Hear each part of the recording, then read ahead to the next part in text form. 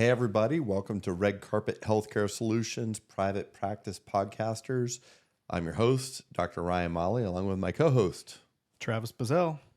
and we are here for another great episode where we look at private practice, we talk to physicians, and this podcast really is kind of centered around how can we get those individuals, those physicians that are struggling and looking for options to either stay private or become private. It leans in really good to kind of the big picture of, what better way to remain independent and entrepreneurial other than, making sure, you have your house in order. So I think the theme of tonight's podcast is going to be kind of surrounded around financial planning. And, we'll obviously defer to the expert to fill us in. Bill, love to welcome you. Right. Thank you. Yes, I started my financial coach about 6 years ago with an investor group, like-minded individuals. My career over several decades has been designing executive compensation and benefit strategies for a number of organizations throughout the country. I worked with a lot of healthcare companies, physician groups, and so forth. So when we put my financial coach together, we were looking to provide unbiased and unconflicted financial advice.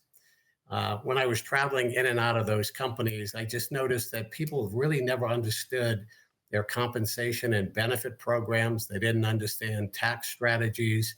And if they didn't understand all of that, they were missing the boat, missing a lot of opportunities. We just found that physicians who are very smart individuals, they're well educated, they're very skeptical because somewhere along the line in their career, they've been burned by someone. Maybe they've chased too many shiny objects and they haven't really put a full plan together.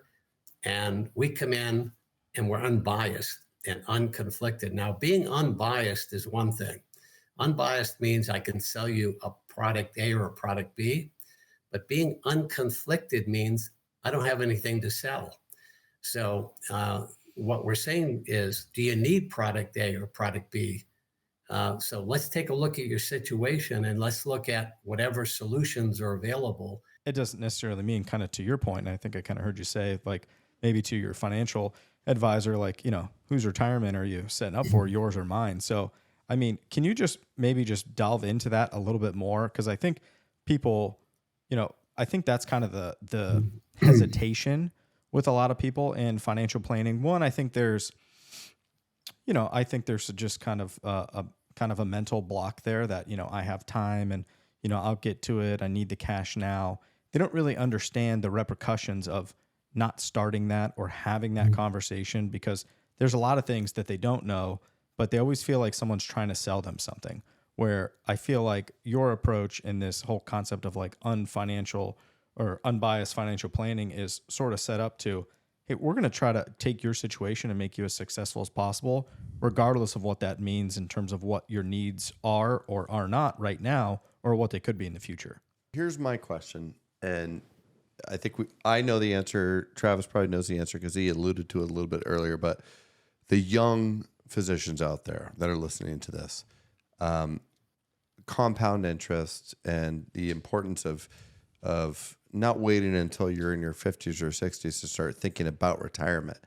How important is that? And how much do you emphasize that to your younger clients, that like it's important to get involved with this early, even though you just started your first career and your first job, oftentimes in your early to maybe even mid 30s, where you're finally starting to get a paycheck as opposed to doing work for free as either a resident or a med student or whatever it may be. So how important is that to you, is like the timing of when you start to get involved in all of this?